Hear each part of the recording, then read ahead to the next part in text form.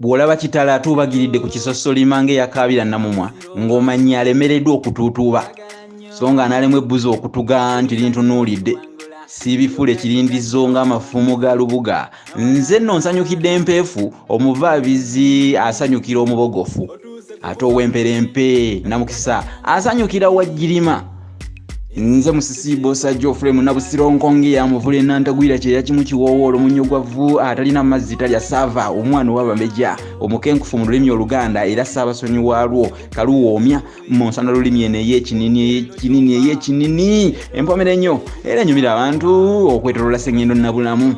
Ate nkubuzeewo wendi nnyo mbaawo ng'ekibuga ekikuuma empindi ate era nga ndalya wamma gwe ngada nga yakibe ndi mungi nnyo tomumalaawo anti owulidde abange tuli ku kinogezi kino ekinogezi ky'olulimi Oluganda hashtag ey'omunaana tuze olwaleero ngenda kusomesa mbawo enjawulo wakati w'Enkwawa ne Jjolobya. Ekinyonyi ekiyitibwa enkoko ensangi zino omusomo gwonna gwetololera ku kyo. Enkoko teba na Nkwawa abange ebeera na Jjolobya. Era ekigambo Jjolobya kyekindeesera era akalaako okubategeeza nti Enkwawa ezandibadde ng'enkwawa z'enkoko tuziyita Jjolobya.